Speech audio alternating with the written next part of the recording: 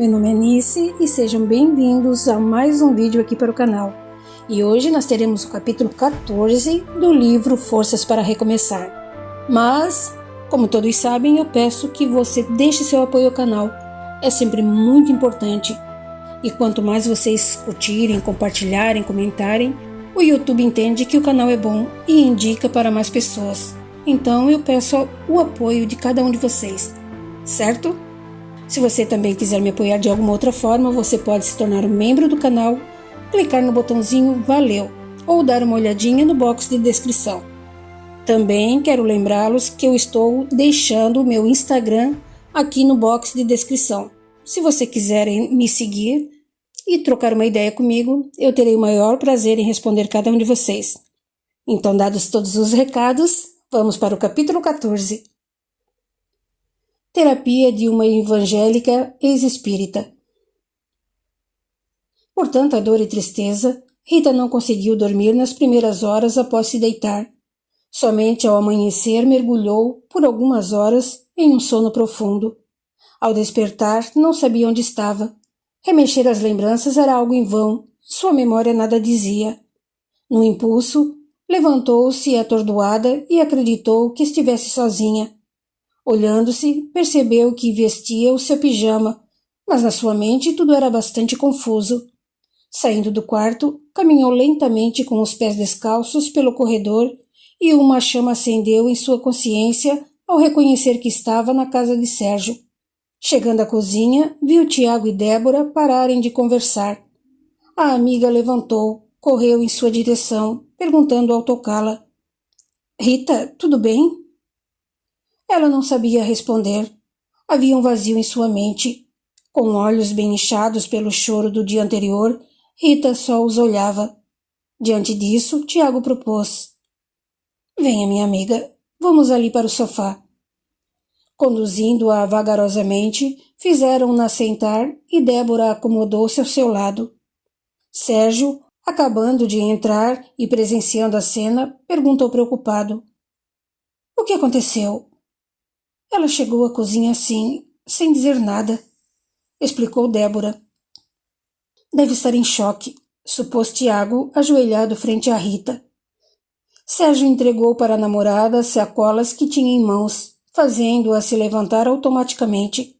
Acomodando-se ao lado da colega, pediu com brandura, no tom grave da voz firme: "Rita, olhe para mim." Vendo-a obedecer, perguntou: "Sabe quem eu sou?"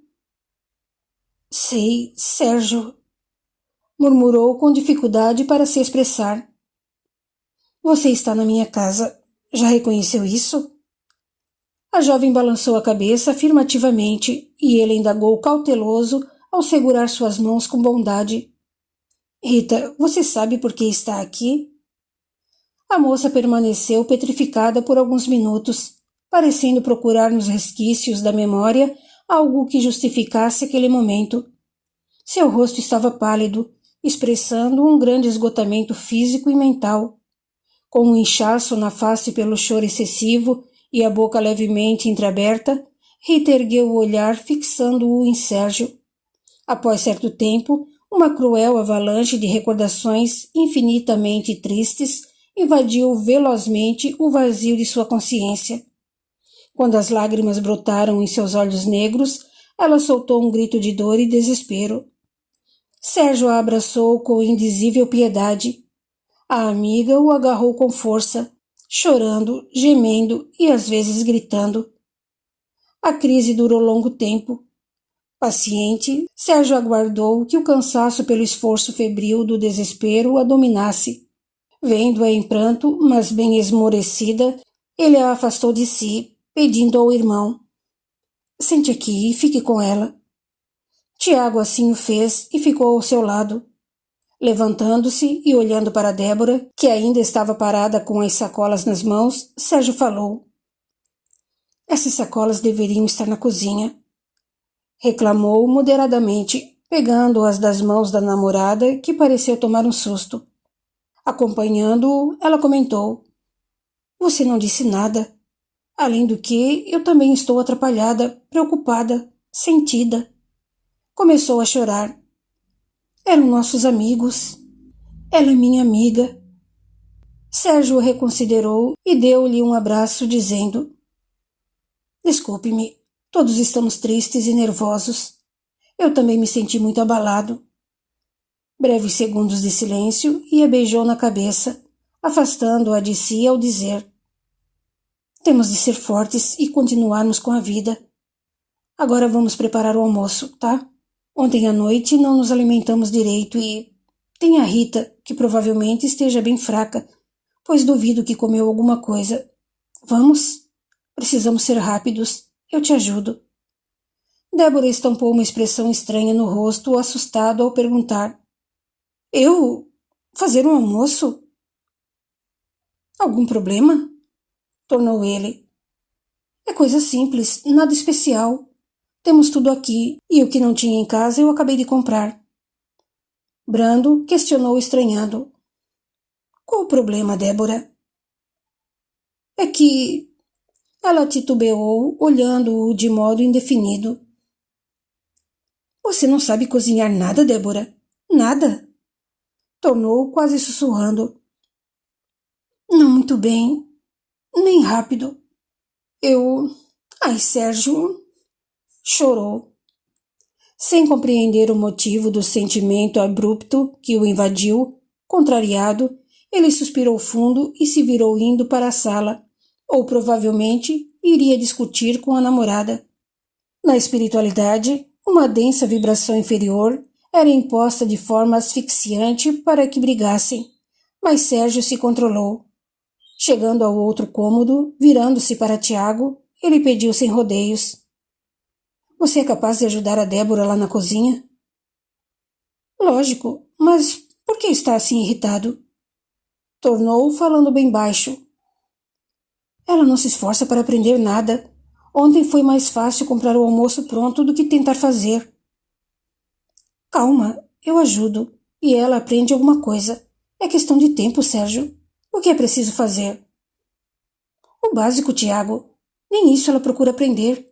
Arroz, temperar e fritar alguns bifes, lavar o alface, os tomates, fazer uma salada e... Caramba! Sei lá mais o quê. É só olhar na geladeira. Tiago percebeu-o nitidamente nervoso e, sem fazer mais perguntas, deixou-o com Rita e foi à procura da namorada do irmão. Na cozinha, ao vê-la chorando, perguntou tranquilo: O que aconteceu, Débora? O que foi? Abraçou-a para acalmá-la. Chorando em seu ombro, a jovem contou: É que eu... Bem, não sei cozinhar direito e, de repente, ele quer que prepare um almoço. O Sérgio sabia disso. É sempre ele quem cozinha. Nunca se importou. Quando não, sempre comemos fora ou fazemos pedidos. Eu lhe preparava um lanche. Tiago quase riu ao entender por que Sérgio havia se zangado. Controlando-se, ele a animou. Então vamos lá. Eu cozinho melhor do que ele. E se você quiser ser ótima nisso, terá o melhor mestre. Vamos mostrar por Sérgio que você é capaz. A moça sorriu, secou as lágrimas enquanto Tiago se apoderou de aventais e, sorrindo, amarrou em si e o outro na cintura da jovem. De onde estava, Sérgio conseguia ver o que acontecia na cozinha, muito atento na disposição alegre de Tiago e em sua capacidade de tranquilizar o clima tenso de pouco antes. Um sentimento amargo de ciúme despontou no coração opresso de Sérgio, que usava todas as forças a fim de afugentar o que experimentava. Dias haviam passado. Sérgio estava em seu consultório e folheava alguns de seus livros. Compenetrado no que fazia, não deu atenção ao vulto que entrou na sala e parou perto do divã em silêncio. Somente quando o amigo João riu, Sérgio assumiu uma postura mais receptiva e, olhando-o, sorriu em seguida. Desculpe-me, estava tão concentrado em uma pesquisa que... Eu entendo, não se desculpe. Acomodando-se folgadamente no divã, sem olhar o colega, perguntou: Por que você e a Débora não arrumam um tempinho para irem ao centro espírita? Você já viu como estou sobrecarregado? Além disso, tenho alguns pacientes especiais que tenho de atender. O que está pesquisando? Atitude comum entre profissionais responsáveis que não se deixam dominar pelo orgulho ou arrogância, Sérgio comentou a título de trocarem referências e conhecimentos. Tem um caso me intrigando. Trata-se de um distúrbio de personalidade, com certeza. O curioso é que não se enquadra em um único distúrbio, mas resulta em algumas combinações entre as várias dos mais significativos distúrbios de personalidade. Ele sorriu de modo engraçado ao anunciar. Acho que acabei de matar a charada. João sobressaltou, sentou rápido e com olhos ávidos comentou. Que interessante. Estou com 2 casos que podem ser semelhantes. Já os analisei muito, mas vamos lá. Continue para eu ter certeza dos embasamentos. Bem, no decorrer da terapia realizei testes, perguntas e, a princípio, era sempre eu a ter de extrair um assunto. Na primeira análise, pensei que fosse um caso de borderline. Borderline, o distúrbio de personalidade limítrofe, é sério e muito comum, destacou João, silenciando a seguir com grande expectativa para que o outro prosseguisse. Sim, foi o que acreditei pelo temperamento instável, impulsividade e o desejo de controlar as pessoas à sua volta. Entretanto, nas terapias seguintes, a paciente apresentou nítidas características de distúrbio de personalidade dependente. Não toma decisões sozinha, só confia na opinião dos pais, do marido, das amigas. Tímida. Falava de um pavor de ficar sozinha ou ser rejeitada. Com o decorrer do tempo, eu me surpreendi com um comportamento que me levam a crer em um distúrbio de personalidade antissocial. Lógico que eu considerei o fato de ela revelar tantos detalhes, os quais me levaram a essa conclusão, por ter adquirido confiança e, depois de várias sessões, apresentou-se verdadeira, fazendo com que as reais características do transtorno de personalidade emergissem. Incrível semelhança. Deparei-me exatamente com 2 casos e um é de uma mulher. Será que temos a mesma paciente? João desconfiou com inquietação repentina. Sem mencionar nomes, o outro psicólogo comentou. É uma mulher, 46 anos, casada, mãe de uma moça de 21 anos e um garoto de 16. Falava quando foi interrompido. Ah, não, descartou João. Um é adolescente e a outra tem 26 anos, solteira. E qual o relato mais chamativo no caso que você cuida? Primeiro apresentou insegurança por não saber o que quer da vida e queixa das decisões tomadas das quais se arrependeu ou foram experiências autodestrutivas. Relatou costumes de impulsos autodestrutivos para manipular e controlar os que estão à sua volta. Em outros comentários, se contradisse ressaltando sua timidez, vergonha, dependência dos outros para tudo. Estou surpreso com as exposições, nas quais eu não confiei, pois ela assume mentir, e mesmo sabendo que não é certo, diz não se arrepender. Usa uma aparente timidez para ser atraente, misteriosa, apresentando-se vagarosamente como uma mulher inteligente e interessante. Antes de o outro interrompê-lo, Sérgio completou. Eu sei que o distúrbio de personalidade pode variar de pessoas excêntricas e inofensivas a pessoas assassinas, sanguinárias, frias e calculistas, sem apresentar estresses ou qualquer expressão emocional. Essa paciente contou que tem o dom de manipular situações e pessoas para seu benefício ou em favor do marido.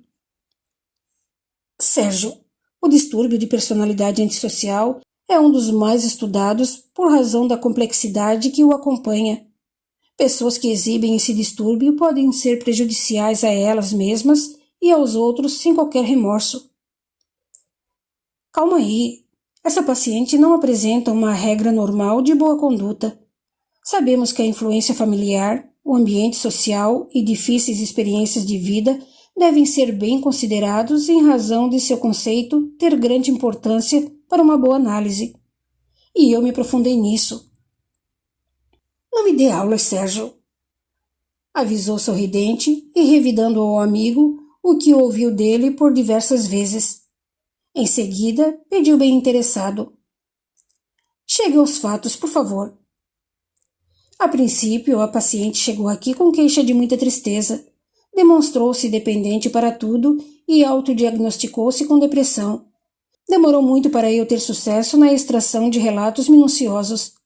No entanto, senti algo estranho quando apresentava satisfação a me ver interessado sobre algum detalhe, e era aí que ela o omitia. Procurei ser mais reservado e deixei que falasse. Começou a contar experiências impulsivas. Acreditei poder tratar-se de uma pessoa eufórica e não impulsiva. Não me surpreendi quando, repentinamente, passou a falar muito, sem que eu interferisse, e caiu em várias contradições. Você considerou tratar-se de um caso de distúrbio bipolar? O período entre a mania e um estado depressivo bem diferentes. Esse distúrbio de humor, a mania, exibe um estado eufórico, falante, e a pessoa se distrai facilmente, o que a leva a contradições. Os maníacos normalmente têm uma autoestima muito inflada, fazem projetos, traçam metas, mas abandonam as ideias pela falta de disposição.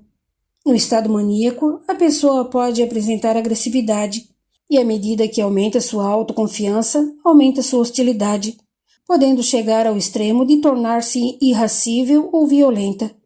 Depois desse período eufórico, vem o período de depressão. São casos bem sérios. Terminou? Sérgio perguntou bem sério. Terminei. João riu ao responder. Então, chega de aulas. Sorriu. Em seguida, ficou sério ao comentar. Tenho em mãos um caso sério de distúrbio de personalidade antissocial.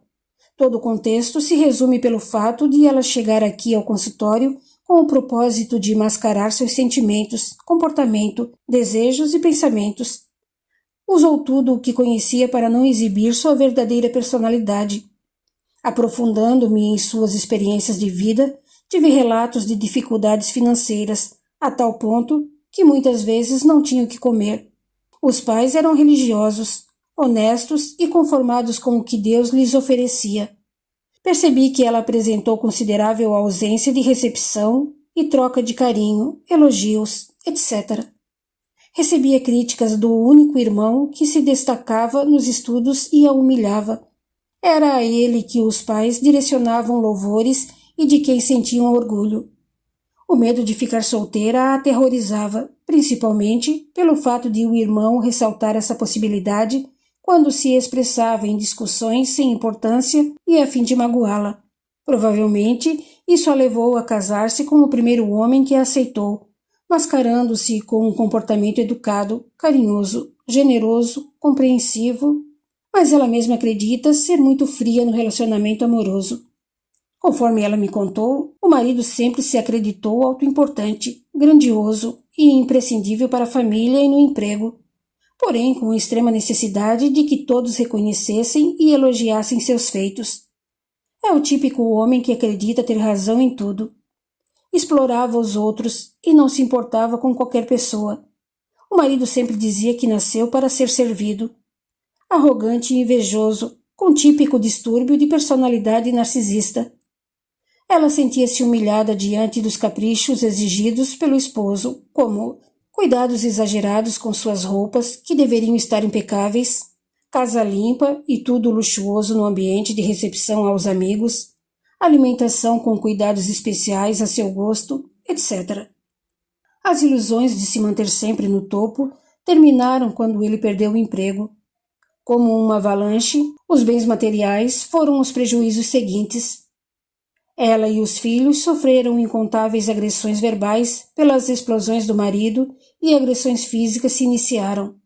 Acreditando tratar-se de um problema espiritual, essa paciente procurou um centro espírita para desmanchar qualquer trabalho ou macumba, como ela disse, algo que alguém tenha feito para eles. Afinal, não apreciava os seus deveres como mãe e obrigações impostas como esposa, mas confessou adorar o luxo e os ambientes sociais requintados. Frequentando o centro espírita, disse que passou por tratamento de assistência espiritual e fez cursos, vários cursos. Como ressaltou, os estudos foram concernentes à doutrina espírita. O marido a acompanhou, mesmo a contragosto a princípio. Ele começou a trabalhar, teve mais fé no espiritismo e fez cursos. Ambos assumiram tarefas no centro espírita, e com a conivência dele, ela passou a apresentar confiança atraente e persuasão, angariando a simpatia, a credibilidade e o bom conceito das pessoas, até adquirir intimidade em todos os setores do centro. Então, ela revelou um típico distúrbio de personalidade antissocial, como mentir, furtar, trapacear. Sabia como manipular as pessoas, conhecendo seus pontos fracos, por saber de seus mais íntimos segredos. Ela os ameaçava com denúncias ou chantagens? Não, nunca. Sabia induzi-los pela influenciação com palavras que lhes entorpeciam e cegavam, ou seja, com a manipulação. O marido, com sua aparente grandiosidade, típico distúrbio de personalidade narcisista, também começou a colaborar com as subtrações das mais diversas formas, trapaças, mentiras e muito mais, pois ela contava ao esposo exatamente o que sabia a respeito dos outros. Tudo foi feito em benefício deles mesmos, mas com a esperteza de se livrarem de envolvimento com a justiça criminal. Isso era fácil. Tudo no centro era produto de doações espontâneas. E quem é que cobra ou vai atrás do que foi feito com suas doações? Breve pausa e continuou. Destacou que nos bazares beneficentes, ela e a filha se apoderavam das melhores peças a serem vendidas para arrecadarem fundos ao centro. Colocavam-nas à parte e abriam uma espécie de conta onde registravam os débitos pelas compras supostamente adquiridas.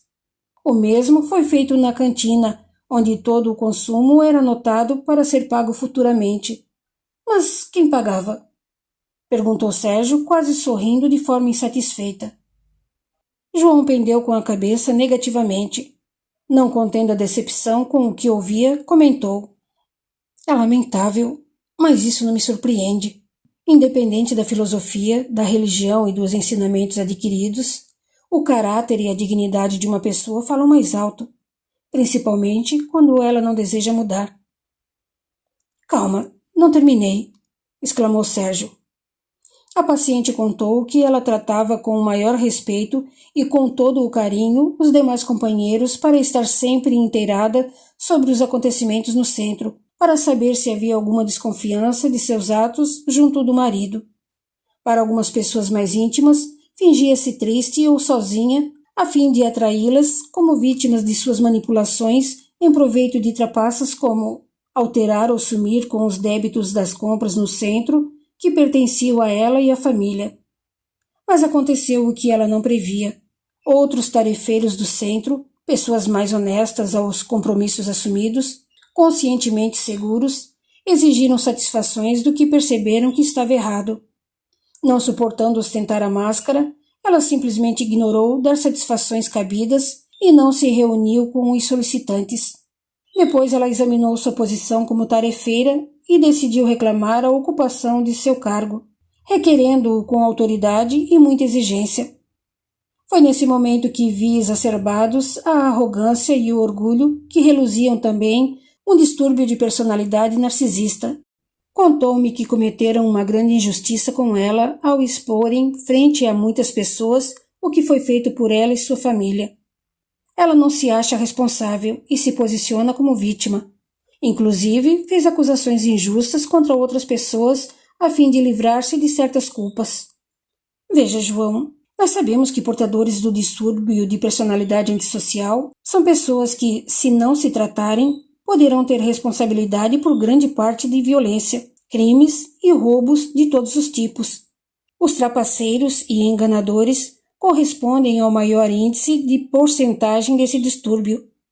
Ela e toda a família, conforme eu entendi, rejeitam as normas de regras de conduta e não estão a fim de autocontrole nem pretendem mudar.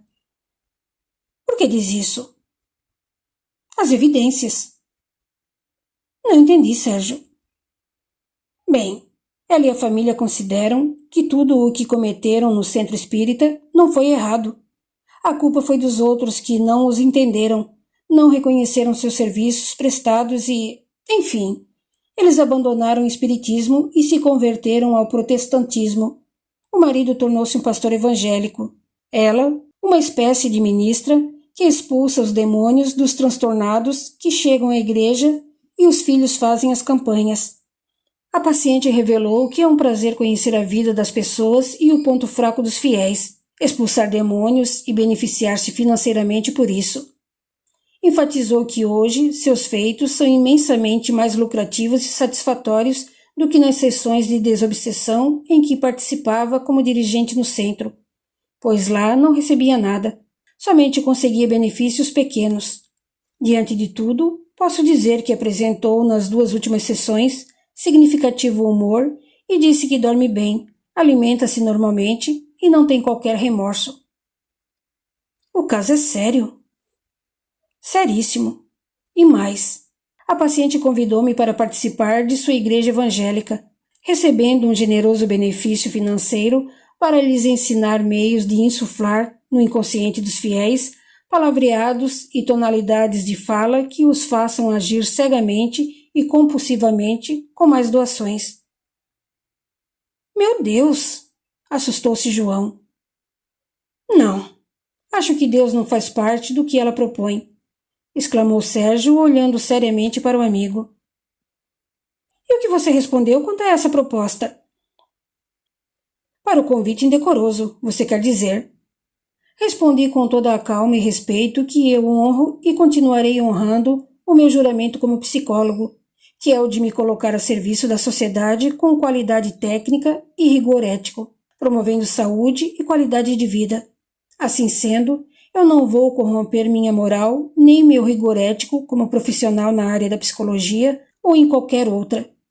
Depois falei que ela e a família precisariam de um reequilíbrio com o propósito de não agirem com essa compulsividade antissocial. Lembrei que a terapia é um ótimo caminho para a própria pessoa se concentrar com a finalidade de mudar o comportamento. Mas, Sérgio, tudo o que me contou mostra que tanto ela quanto o marido possuem um clássico distúrbio de personalidade narcisista. Eles se julgam extraordinariamente capacitados. Isso junto ao distúrbio de personalidade antissocial em que mantém de maneira crônica e descaradamente. Eles representam, dão shows, furtam, trapaceiam, prejudicam um grupo social ou uma comunidade com pouco ou nenhum remorso. Meu amigo, duvido muito de que aceitem sua proposta de reequilíbrio. Sérgio sorriu e disse: dediquei-me profundamente a estudar esse caso. Mas aconteceram contradições e comportamentos estranhos, os quais me levaram às dúvidas. Quando eu disse que havia matado a charada, foi por descobrir que a paciente entrou nesse consultório usando as características da personalidade antissocial contra mim. Sorriu. Ela, propositadamente, trapaceou na representação de seus distúrbios psicológicos com a finalidade de aproximação e intuito de indução. Precisava de um psicólogo para prosseguir com suas farsas e aumentar o vigor de suas vigarices, a partir do momento que ele a ensinasse quais e como são os melhores métodos e técnicas de neurolinguística, por exemplo.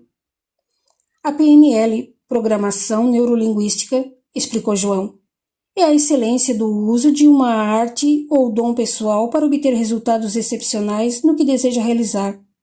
As habilidades e as técnicas dessa ciência estão sendo cada vez mais usadas para a educação, terapias e outros, criando uma comunicação mais eficiente e rápida.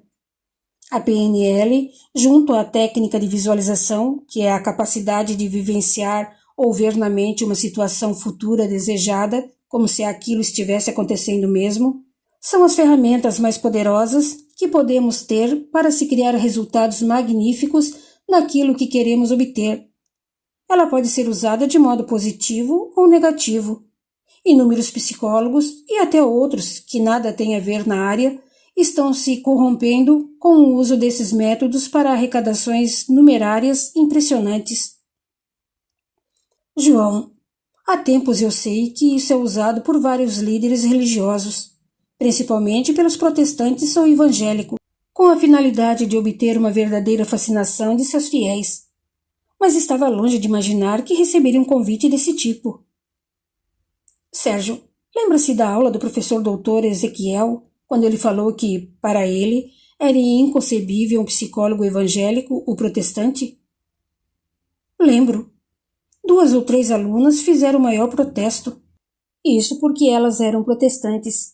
Acho que o professor Ezequiel quis nos testar com aquela situação para ver o quanto alguns religiosos, mesmo no penúltimo ano de uma graduação em psicologia, são preconceituosos, orgulhosos, arrogantes. Havia outros evangélicos na sala, mas eles ficaram pensativos, refletindo sobre o assunto. As pessoas orgulhosas, que se achavam superiores, não meditaram e reagiram asperamente.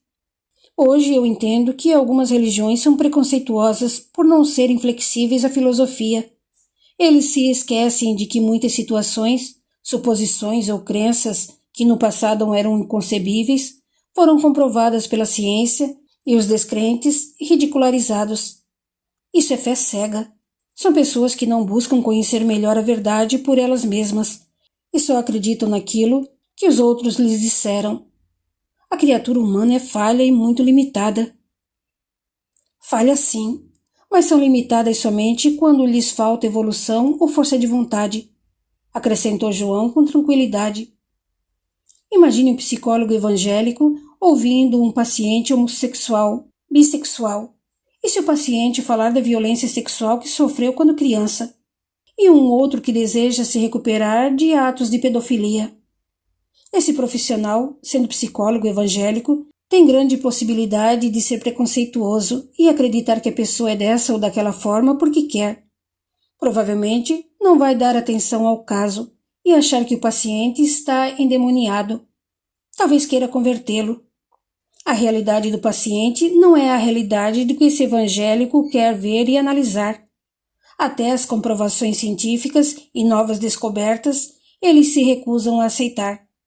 São bitolados, têm uma visão estreita e limitada da realidade da vida das pessoas e suas crenças. Isso é preconceito. Não sei não. Às vezes concordo com a opinião do professor Ezequiel e acho que alguns psicólogos evangélicos são inconcebíveis para quem deseja se livrar de transtornos e distúrbios. Eu confio mais em fazer uma terapia com um bandista, budista, católico e outros do que com um profissional evangélico. Se aquele professor tivesse falado que é inconcebível um psicólogo espírita, eu iria parar, pensar, pesquisar e procurar saber com ele, mas de forma bem tranquila, o porquê de sua opinião.